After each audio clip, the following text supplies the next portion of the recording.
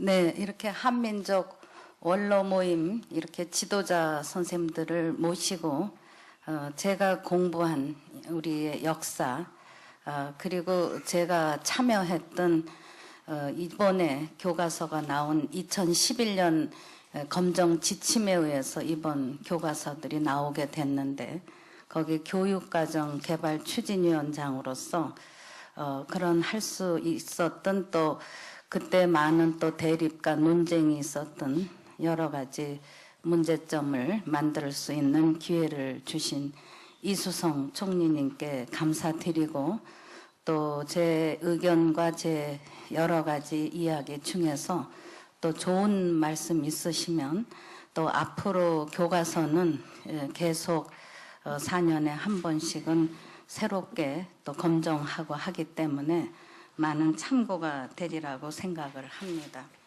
저는 오늘 연구의 어떤 제 주장만 의한 발표가 아닌 우리가 이 초, 중, 고등 학생들에게 어떤 교과서를 만들어 줘야 되느냐 하는 부분을 말씀드리는 것입니다. 학자들이 자기 연구 분야에서 자기 주장을 세우는 것은 또 다른 차원입니다. 우리가 초, 중, 고등학교 과정에서 우리의 역사를 이제 필수로 또 수능까지 필수로 이제 만드는 그런 시기에 우리가 어떤 내용을 우리 학생들에게 심어줄 것인가 이거는 매우 중요하고 우리 국민 모두가 관심을 기울여야 될 문제입니다. 왜냐하면 그렇게 우리 역사를 배운 차세대들이 다음 시대에는 주인공이 되기 때문에 또 이 나라의 방향을 앞장서 이끌어가는 그런 리더 또 우리 국민들이 되기 때문에 또 우리가 투표가 굉장히 많은데 유권자 의식에서도 어떤 지도자를 뽑아야 내는가 이런 거에 대한 영혼도 심어줘야 되기 때문에 매우 중요한 부분이라고 생각을 합니다. 우선 이 한국사 교육의 현실 또 교과서를 쓸 때의 기본적인 태도는 뭐 이 자리에 계신 여러 지도자 선생님들 다 공감하시리라고 생각을 하는데 우선 무엇을 가르칠 것인가에서는 우리의 정체성입니다. 저희들이 미국인이 한국 역사를 영혼을 가지고 쓰기는 매우 어렵습니다. 주제에 따른 논문은 쓸 수 있습니다.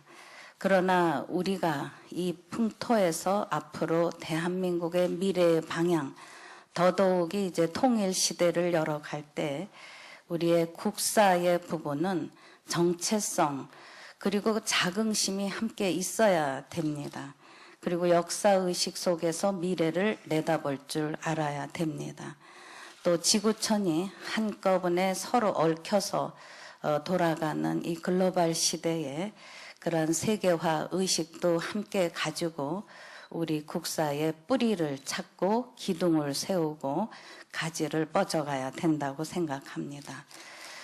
저는 항상 대학 총장 때나 브랜드 위원장 할 때 우리에게는 주전자 정신이 필요하다.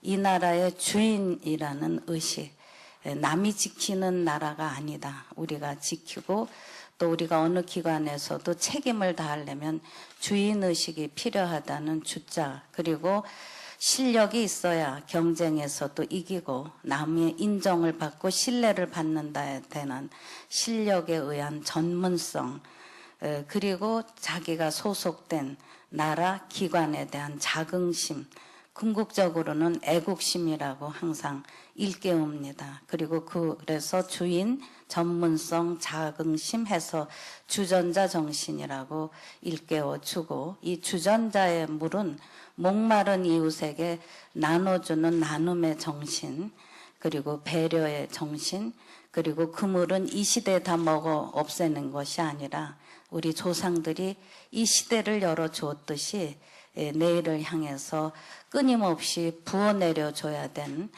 그런 사명, 이런 정신, 이런 것을 강조해 왔고 항상 아까 총리님께서도 제가 애국가를 아주 우렁차게 부른다고 칭찬해 주셨는데 저는 초등학교 때 운동장에서 항상 부르고 8.15 땐 8.15 노래, 광복절 노래, 3.1절 노래 할 때 저한테는 벅찬 애국심이 솟구쳐 올랐고 거기에서 제가 초등학교 6학년 때 저는 꼭 국사를 가르치는 선생님이 돼야 된다는 꿈을 가졌고 그 꿈이 제가 이 자리에 오기까지 한 그런 계기가 됐습니다.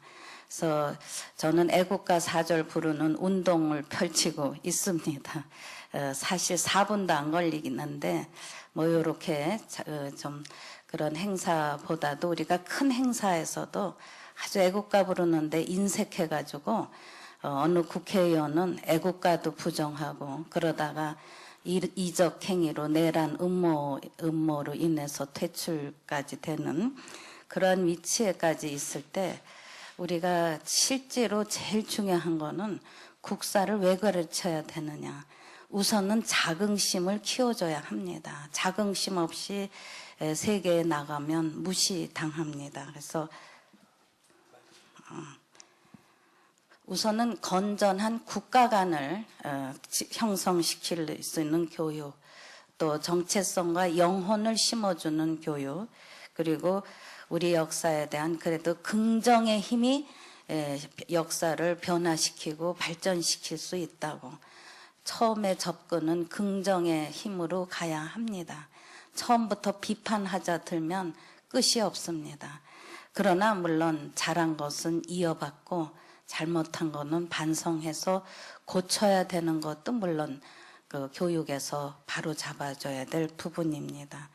또 하나는 이러한 민주 시민으로서의 가치관, 정직, 배려, 준법 정신 이런 것들이 역사에 보면 그런 것을 잘 지켰을 때는 역사가 그래도 발전적인 방향으로 갔고 모두가 부패하고 정직하지 못하면 그 시대가 망하는 거 이거 다 역사에서 보여줄 수 있는 교훈입니다. 그런 데서 우선은 자학사관이 아닌 긍정의 그런 시각 속에서 우리가 많은 교훈과 그리고 거기에 따른 미래를 향한 메시지를 받을 수 있다고 생각합니다. 또 하나는 미래의식을 키우는 교육입니다. 어차피 다음 세대의 주인공을 될 차세대를 가르치기 때문에 미래의식이 올바르게 쓸 수 있어야 합니다. 역사를 잊은 민족은 미래가 없다 하였습니다. 미래에 대한 사명의식은 역사적인 안목에서 찾을 수 있습니다. 역사를 보면 시작과 결말이 끝난 것을 다루기 때문에 시작은 거창했어도 초라하게 무너지는 거, 시작은 아주 조금 했는데 나중엔 그래도 자기 인생이나 나라에 기여하는 그러한 모습들이 우리 후세대들에게 많은 귀감과 교훈이 될 것이기 때문입니다. 당연히 역사는 성공과 실패, 그늘과 양지가 있습니다. 잘한 점은 이어받고 잘못한 점은 다시 반복되지 않게 하기 위한 교훈과 올바른 미래의식을 갖춰줘야 합니다. 글로벌 의식을 키우는 교육. 제가 이대 총장 할 때나 브랜드 위원장 할 때 가장 세계인에게 다가갈 수 있고 신뢰로 그들이 인정하는 것은 가장 한국적인 것이 세계적이라는 것입니다. 자기 것도 모르고 세계에 나가면 멸시당하고 당당히 일어설 수 없습니다. 많은 분들이 해외 유학 갔을 때 우리 것 모르고 나갔다가 오히려 그쪽에 독일이고 미국의 지도 교수님 만나면 한국의 퇴계와 율곡 선생 원효를 물어볼 때 전혀 알지 못하고 나간 데서 큰 낭패를 당했다는 그런 자책도 하는 것을 많이 봤습니다. 한국에서 세계를 바라보는 눈을 키워주고 아울러 세계 속에서 한국을 바라보는 그러한 균형과 조화의 지혜를 키워줘야 된다는 생각을 합니다. 자기의 존재의 의미를 확실히 할 다른 것을 포용할 수 있고 타문화를 끌어안을 수 있을 것입니다. 우선 지금 한국사 교육의 현실과 대안의 문제를 몇 가지 말씀드리면, 지금 뜨거운 이제 검정의 교과서가 8종이 통과돼서 매우 뜨거운 역사 논쟁이 붙었는데, 왜 그런 얘기를 집중적으로 안 하고 왜 우회적인 얘기를 하나, 그렇게 또 좀 다른 기대를 가지시는 분도 있지만, 역사 교육의 기본은 본질이 우선 서야 합니다. 지금 너무 정치적으로 쟁점화돼 버려서 기본적으로 어떤 태도를 가지고 어떤 자세를 가지고 교과서에 임하느냐 하는 문제는 매우 산적해 있습니다. 요즘에 벌어지는 논쟁과 함께 그런 부분에서 우리가 우선은 국사가 10여 년 동안에 필수에서 선택으로 빠졌습니다. 2000년에. 그리고 2005년에는 수능에서 또 선택으로 빠졌습니다. 필수로 했을 때 하고 선택으로 했을 때 학교 현장에서 가르치는 수업 시간, 또 학생들이 임하는 태도, 선생님의 열정 매우 떨어집니다. 시험에 나오지도 않고, 또 학교에선 국영수 중심으로 하니까 그냥 한꺼번에 후딱 가르치고 끝나버리니까 역사가 재미없게 그저 암기하고 불편하게 다가가게 됩니다. 그런 데서 제가 2011년에 그때 교육부 장관과 함께 국사를 필수로는 만들었습니다. 고등학교에.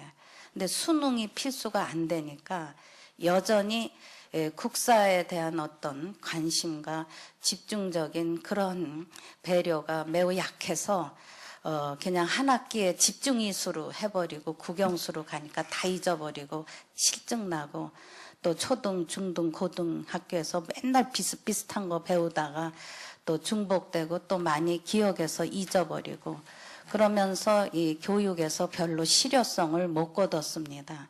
그래서 이번에 다행히도 이번 8월에 교육부에서 수능에 국사를 필수로 하는 그런 2017년부터 수능에 국사가 필수로다는 그런 단안을 선포했습니다.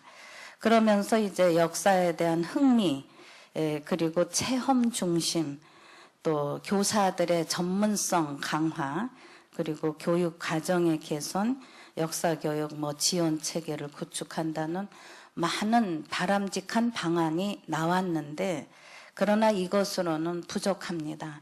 교육 현장에서 우리가 어떻게 어느 만큼 시간을 투여해서 실효성 있게 가르치느냐 하는 데서 이제 수업 시수가 앞으로도 늘어나야 됩니다. 압축적으로 가르치면 재미있게 다가가기가 매우 어렵습니다.